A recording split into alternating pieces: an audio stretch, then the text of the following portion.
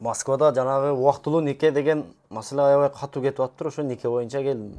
Майдын аяктары 6000 адамга буйруса бекер акысыз мавлид болот. Сырттагылар да ошол баягы илим жокторго барып жолугуп ошол жактан окутуп кетип калдат да. Анан мен интерес кылып бакчыларга чалып көрдүм. Чалып көрсөм, Өзүңүз чалдыңыз? Өзүм чалдым. Чалсам акча котор дейт экен 1000 сом. Ассаламу алейкум, урматтуу биздин YouTube каналыбыздын көрөрмандары, барыңыздарга чоң салам. Алыскы Москва жергесинде жүргөн биздин мекендештер, барыңыздар тынчсыздарбы, амансыздарбы?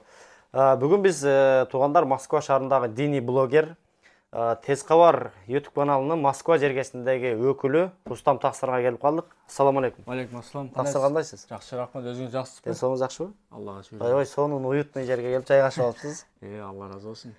Ден соолугуңуз жакшыбы? Кудайга шүгүр, өзүңүз жакшысызбы? Жакшы, шүгүр. Алдыңызга бир маселе менен келдик. Москвага келип, баягы Москванын кооздугуна эмес, баягы айлана чөйрөдөгү биздин өзүбүздүн мекендештердин арасындагы болуп аткан окуяларды көрүп, биз таң калып бүтпөй атабыз да. Баягы убактылуу нике деген буякта астафирулла абдан бир мындай көтөрүлүп кеткен учур экен да. Ушул боюнча бир сиз ошо мечитте жүрөсүз. Кенен бир айтып берсеңиз, кандай болуп атат? Бул эмненин айынан пайда болуп атат? Иншалла. Ассаламу алейкум, урматтуу Рамазан Таксырдын көрүүчүлөрү, амансыздарбы? Кутмандуу күн жалпыңыздарга. Сизге да чоң рахмат, Аллахтан разы болсун. Ишиңизге береке берсин. Биринчи маселе боюнча азыркы учурда актуалдуу маселе болуп атат бул. Ошол времени нике боюнча негизи азыр эмес, көптөн бери болуп келаткан да. Азыр эми мындай ачык эле боло баштады да, ачык айкын эле боло баштады. Көпчүлүгү 2 жаш мисалы мечитке келишет да. Мечитке келишет дагы имамга жолугат. Имамга жолуккандан кыз менен бала жолугуп, анан имам айтат, ал бул мечитте дагы азыр каттуу болуп калган да. Каттуу как положено бандай. Журналга каттайт. Ооба, каттайт, күбөлүк берет. Кыздын ата-энесине чалдыртат, ата-энеси жок болгон болсо. Бардыгын тактап туруп, бул эжем, бул акем десе деле жок дейт, ата-энеңе чал биринчи дейт.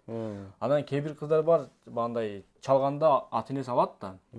Анан имам сурайт да, кызың чында эле ушундай турмушка кайын деп атыптыр, уруксат бересиңби десе, анан кээ бир ата-энелер бар, бул факт болду да, биздин башкы өттү көрүп жүрөбүз.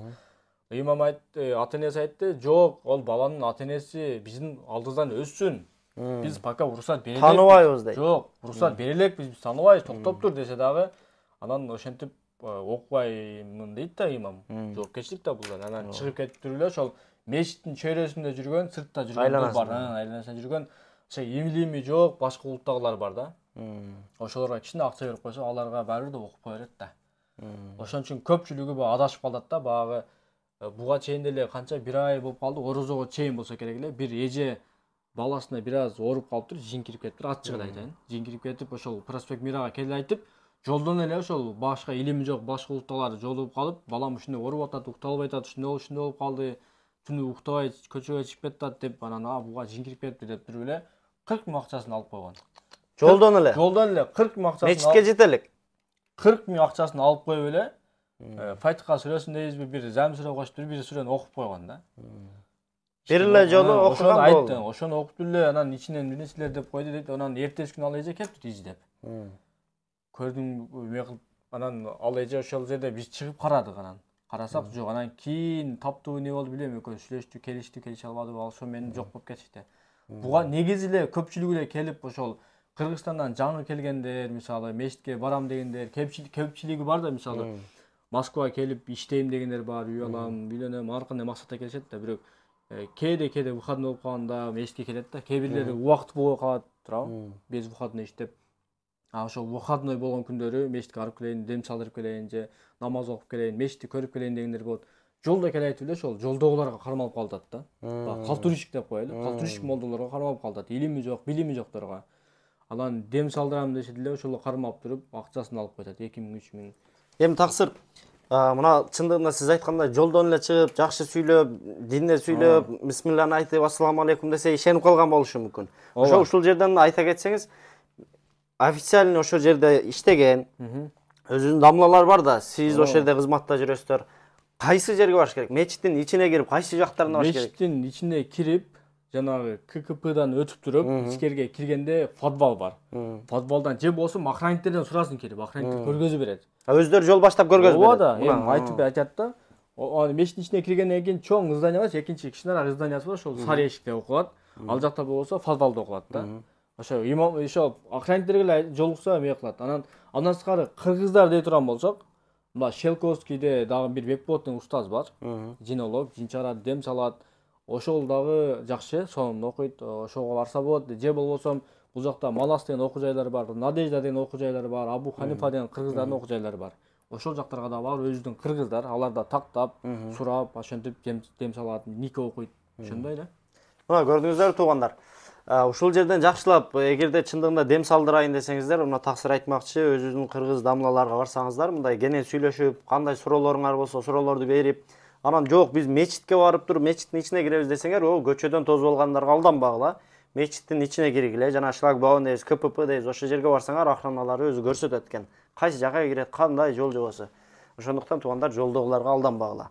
Анан таксыр временный нике деп именно ушул биздин кыргыздардын арасында бул аябай мындай күчөп кетиптир, азыркы учурда. Андан сырткары дагы бакчылар абдан көбөйүп кетиптир. Өтө көбөйүп кетти. Биздин жанагындай сайттар барго, биздин өзүнүн мекендештердин жердеш.ру дейбизби, дагы кандай бир башка сайттар дейбизби. Эми сайттардын атын атап койсок, кийин капа болушпасын сайттын ээлери. Бирок негизи ошол жактарга Telegram аркылуу, факт аркылуу жанагындай жарнамаларын чыгарып атат. Урушкандарды жараштырабыз, дагы башка. Ошол боюнча дагы менде кайрылгандар көп болду. Мисалы эжелер, мисалы биз теңдүүлөр, классташ дейбизби. Кээ бир кимде алыс тааныштар бар, коллега мурда иштеп жүргөн кайрылгандар болду. Ушундай болду эле, жолдош менен эки башка болуп калдык эле, бирок жарашабыз деп жолдорун издеп, анан ошол жердештери уга кирип, ошол бакчымын деп жазгандар бар экен да. Азыр деле кирип карасаңыз болот экен. Мен өзүм да кирип карап, чалып да көрдүм да. Сүйлөштүңүз? Сүйлөштүм, как положено. Анан биринчи факттар айтып берейин. Бирөө 20 миң которуптур, бирөө 30 миң которуптур, бирөө 1000 сом которгондон кийин эле дагы котор десе которо койт. Билип калыптыр машина экенин. Ол бакчылар деле кыргыздар эле эжелер экен да. Кыргыздар экенби? Ооба, мен чалып сүйлөштүм да. Мунаса. Жолуңду ачып берем дейт экен. Баягы адамдын ключевой немесин кармайт экен да, мисалы. Кээ биркилер бар, кичине иштеп, Алладан сыноо келип, кичине бааны токтоп, банда болуп калат, иши жүрүшпөй, банда момент болуп калат го, ошол малда не кылышын билбей чалса, алар айтат экен да, ишиңди жүрүшү берем дейт экен да. Сразу ошол жерден кармайт. Ишиң сразу болуп кетет, болуп кетесиң сразу дейт экен да.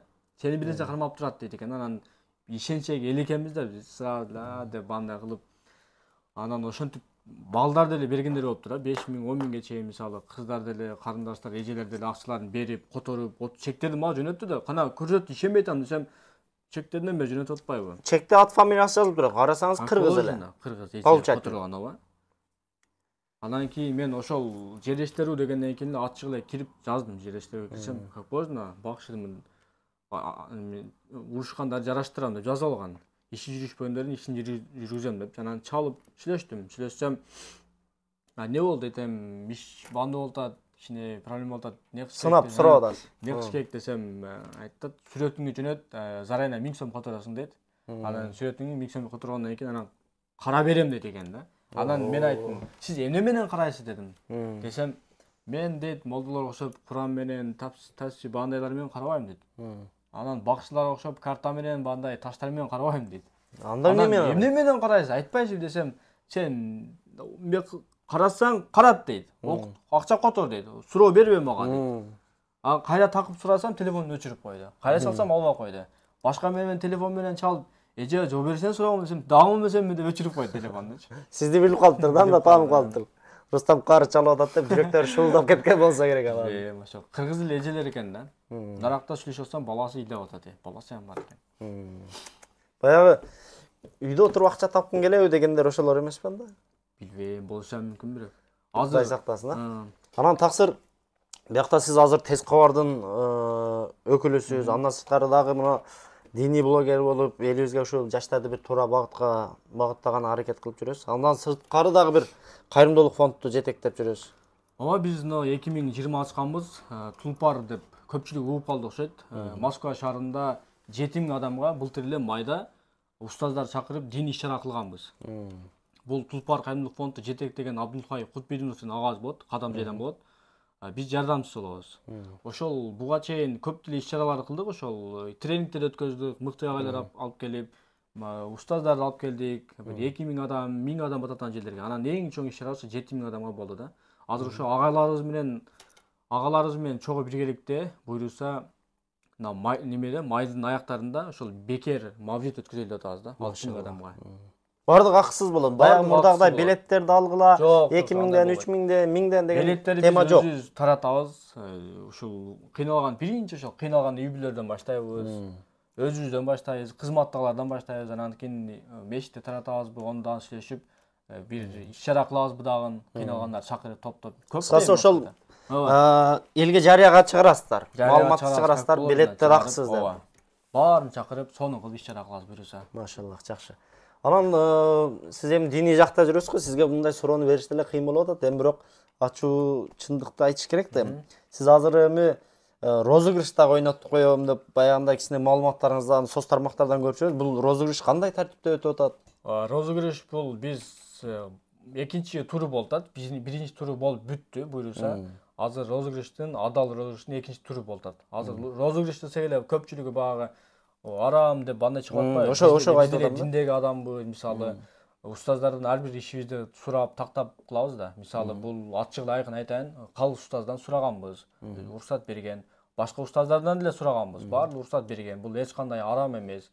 Бул эми лотерея менен салыштырсак, лотереяда билеттерди аласың да, сатып аласың да, башка эч нерсе албайсың да. Чыккан болсо, чыгып чыкпан болсо билетиң менен калып кетесиң, эч нерсе жок. Футболкага бул базар баасын койгонбуз. 1300 сом. 1000 сом футболкалар да бар. Ошол футболкалар сатып алат дагы, уткан болсо нур үстүнө нур болот. Утпай калган болсо футболканы кийип жүрөт. Бул муктаждыкты чечип атпайбы? Ошондо сизде мындай экен да, мисалы азыр мен келдим, сизден бир футболка алдым. Футболканын акчасын төлөдүм. Мисалы, мына футболканы алдым. Акчасын төлөдүм.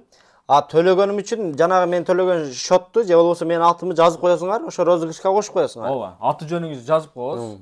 Ошону билет да бербейбиз сизге. Бирок ошо аты жөнүңүздү кийин барабанга салып туруп, адамдар телефон номерим. 2000 адам алабы, 1,5 адам алабы, ошону телефон номер менен аты жөнүңүздү жазып коебуз. Анан эфирде, түз эфирде жаш балдарды чыгарабызбы, өзүбүз чыгабызбы, элдин көзүнчө аралаштырып, элдин көзүнчө адал кылып, мына факт менен көргөзүп алабыз. Анан кимге чыккан болсо ошол жерде эле сразу чалабыз. Сразу айтабыз. Анан эфир өчпөйт, ошо бойдон сакталып калат. Эмне белектер бар анда?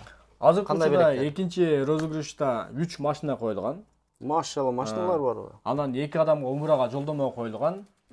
4 заманбап ушундай ноутбук коюлган. Анан 2 телефон, iPhone, андан сырткары 20 конверттеги $100 акча коюлган. Жакшы. Анан эгерде таксы мен келип туруп 4 футболка алам, бирок ошол ар бир 4 футболка бирөөсүнө менин атымы, бирөөсүнө инимдин атын, бирөөсүнө досумдун атын жазып туруп салып койсок болобу? Сиздин өзүңүздүн атыңызды эле 4төн жазып койсо болот. Бир номерин коюп туруп деле, 10дон 20дан алгандар бар. Мына туугандар. Биринчи оюнда 30 адам, бир адам 30 футболка алган. 30 жолу 30ду мен салганда бирок чыккан ошо. Канча чыкты? Бир 5өөнө, 4өөнө чыкты да. Онан карагыла 5000 сомдон утту да. 5000 сомдон утту. 2 эсе 3 эсе актатып кеттиler да, кыскасы. Жөн эле баягы акчаны берип коюп күтүп отура бербейсиңер, туугандар, мына эмени аласыңар. Футболканы аласыңар, футболканы кийип жүргөнчө эле силердин аты жөнүңөр жазылат экен, ошонун аркылуу эле оюнга катышып калат экенсиңер дагы.